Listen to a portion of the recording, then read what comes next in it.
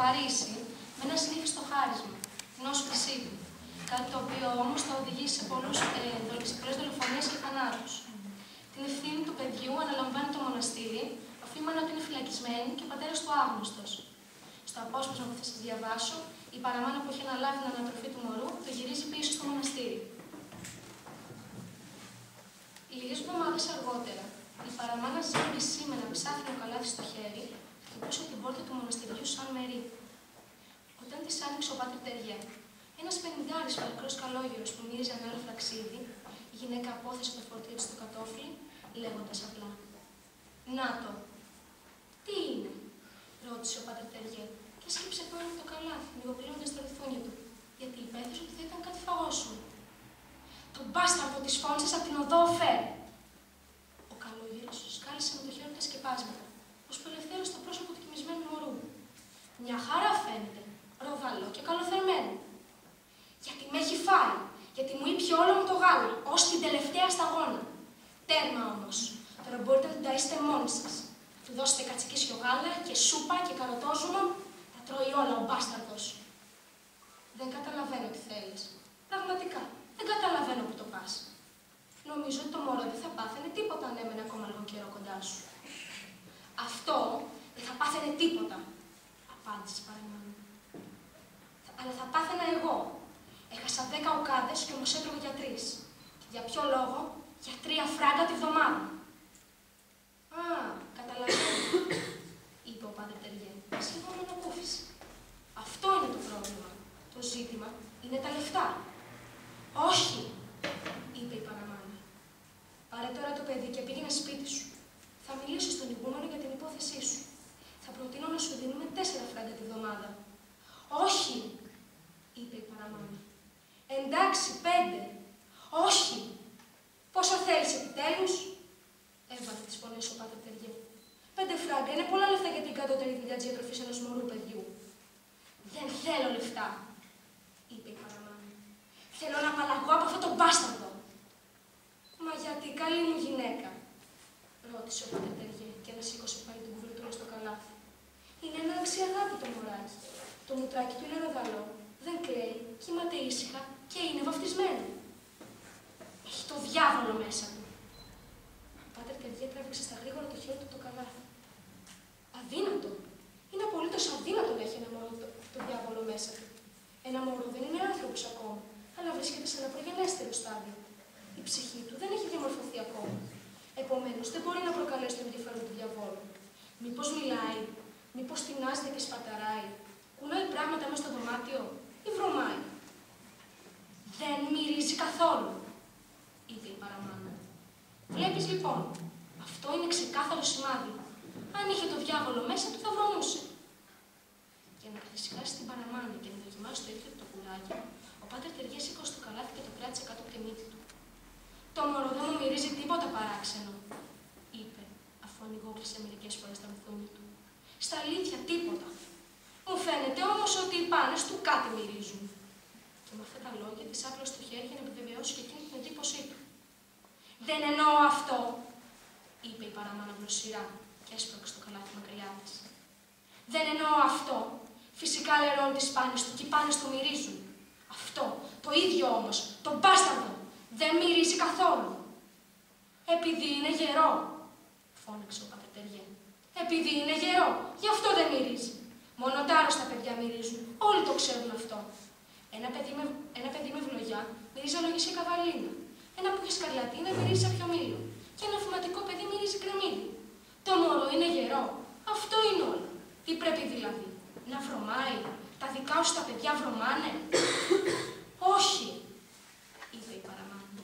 «Τα παιδιά μου μυρίζουν έτσι όπως πρέπει να μυρίζουν τα παιδιά των ανθρώπων». Ο Πάτερ Τεριέ ακούμπησε το καλάθι στο κατόφλι με προσοχή.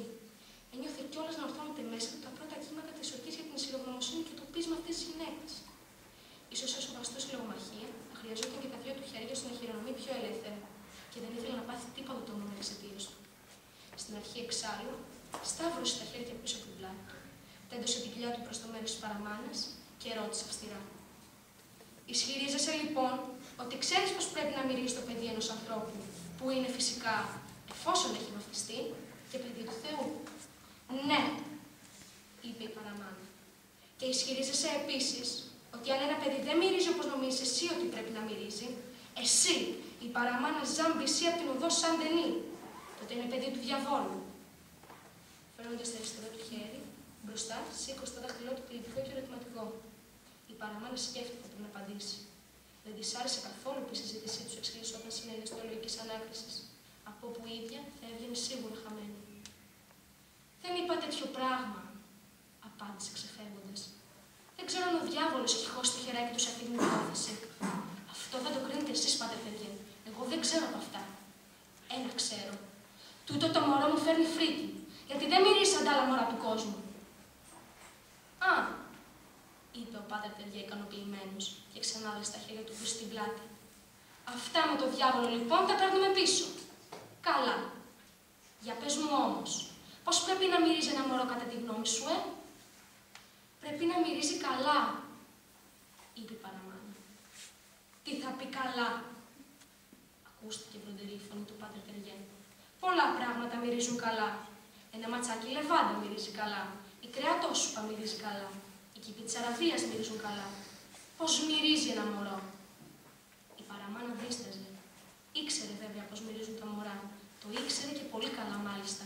Αφού είχε θυλάσει, τα είχε φροντίσει να γνωρίσει και φιλήσει δεκάδες μωρά. Μπορούσε να τα βρει στο σκοτάδι μόνο από τη μυρωδιά. Την ένιωθε και τώρα ακόμα ξεκάθαρα αυτή τη μυρωδιά. Αλλά δεν την είχε περιγράψει ποτέ με λόγια. Λοιπόν, επέμεινε ο πάτερ Τεριέ χτυπώντας ανυπόμονα τα δάχτυλά του. Δεν είναι και τόσο εύκολο, άρχισε η παραμάνα.